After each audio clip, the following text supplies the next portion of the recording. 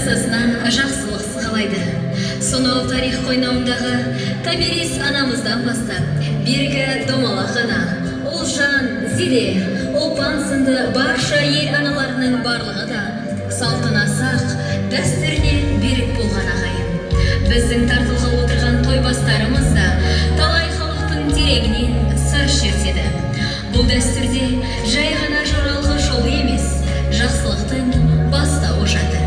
Ең бастысы, дәстүрін құрметтеген әзіз аналарымыздың жүрегінің лүпілі мен асқар әкелеріміздің асқақ арманы жатыр.